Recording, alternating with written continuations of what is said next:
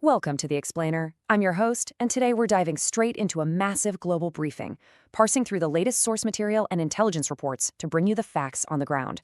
We are looking at a world in constant motion, where superpower diplomacy, explosive kinetic warfare, and shadowy covert operations are all colliding on the world stage at exactly the same time. We've got a lot of ground to cover today, and my goal is to give you the most direct, clear, and structured understanding of these incredibly complex events. Let's get right into it.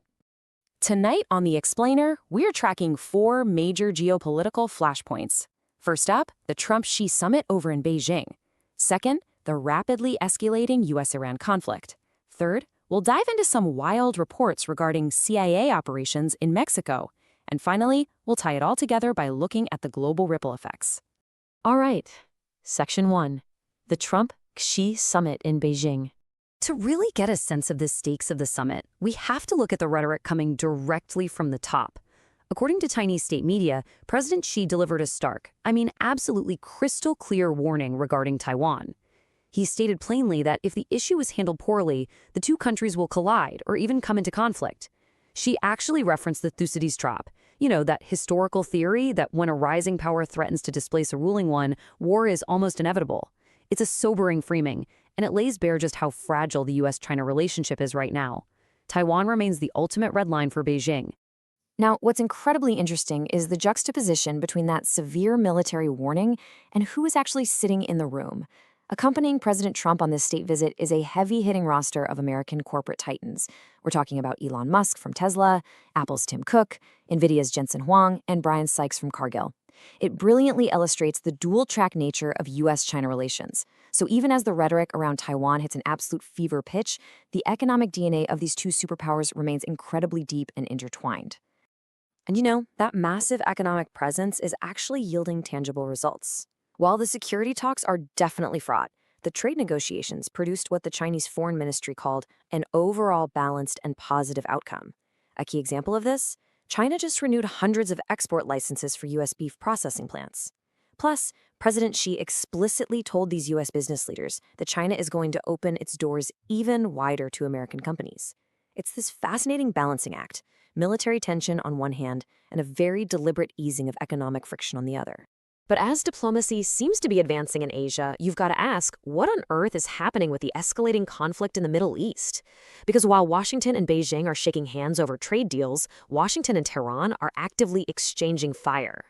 Let's shift our focus to our second major flashpoint. Section 2. The escalating U.S.-Iran conflict. Let me walk you through the dizzying timeline of events over the spring of 2026, just to help you grasp the sheer speed of this escalation. Back in February, the U.S. launched direct strikes on Iranian nuclear sites. Fast forward just 1 month to March, and diplomatic channels had completely broken down, with Iran flatly rejecting a U.S. ceasefire counterproposal. Then in April, we saw a desperate attempt at proxy mediation, with Vice President J.D. Vance actually traveling to Pakistan for indirect talks with Iranian officials. But despite those efforts, by May, the president himself warned that the temporary ceasefire was essentially on life support. We are watching a constant, terrifying pendulum swing between the threat of total war and the fragile hope of a negotiated peace. And what's absolutely crucial to understand is how deeply divided the domestic reaction in the U.S. is regarding this conflict. Consider the stark contrast playing out right now. The White House is projecting total confidence, issuing statements that Operation Epic Fury is a crushing success designed to annihilate Iran's military capabilities. But over in the U.S. Senate, there is intense pushback. The Senate just narrowly rejected an Iran war powers resolution, which is a measure specifically designed to rein in the president's ability to wage war. And get this was the 7th time they've had to vote on such a measure since the strikes began. It is a massive, ongoing tug-of-war between the executive and legislative branches over the use of military force. Then, of course, there is the cold, hard financial reality of this conflict: $29 billion. According to recent reports citing the Pentagon controller, that is the estimated cost of the Iran war so far. It's a staggering figure, and it really highlights the immense resources being poured into this military campaign in just a few short months. Naturally, this high-stakes environment has led to some severe friction between the administration and the press. Following reports from CNN suggesting the Pentagon was unprepared for Iran potentially closing the vital Strait of Hormuz, the White House issued a blistering official release. They stated the military has literally planned for this exact scenario for decades, strongly defending the success of Operation Epic Fury and flatly added, no amount of CNN hackery will change that. It's a very clear indicator of the intense messaging war happening parallel to the actual kinetic war. So, with the military so heavily engaged overseas, you might be wondering, are covert operations happening closer to home? It's time to pivot away from the Middle East to a highly controversial intelligence dispute happening right on the U.S. border.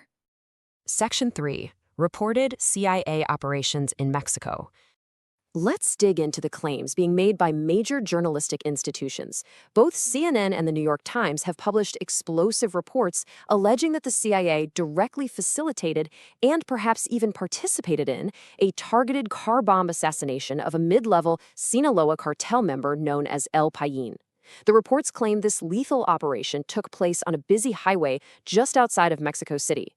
If true, this represents a massive, unprecedented escalation of U.S. intelligence operating with lethal force against cartels inside a neighboring country.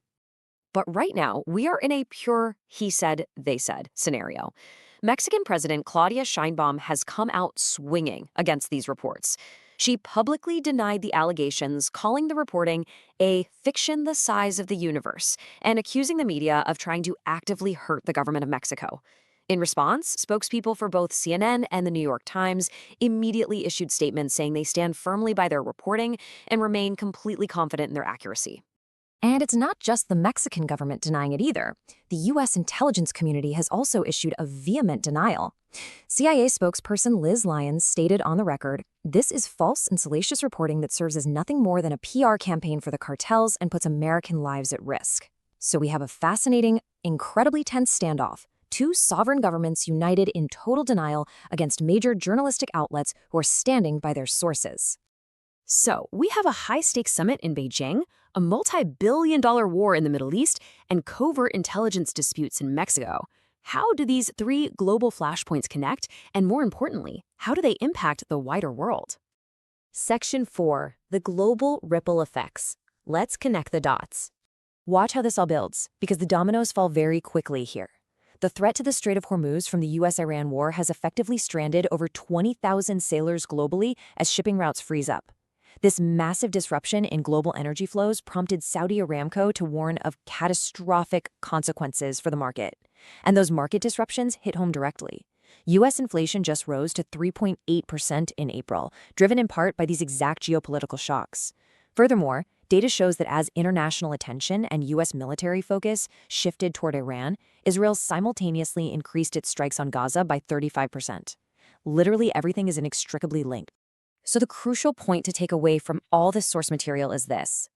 We are looking at a world teetering on a very, very delicate balance. Global stability right now essentially hinges on whether the U.S. and China can maintain their economic ties and somehow avoid that Thucydides trap over Taiwan. And they have to pull off that diplomatic miracle while the U.S. is simultaneously navigating an active, wildly expensive kinetic war in the Middle East and managing the diplomatic fallout of alleged covert operations right on its own southern border. Which leaves us with one final, incredibly important thought to ponder. As superpower diplomacy, explosive kinetic warfare, and denied covert ops all collide on the world stage at exactly the same time, what does the future of U.S. foreign policy stability really look like?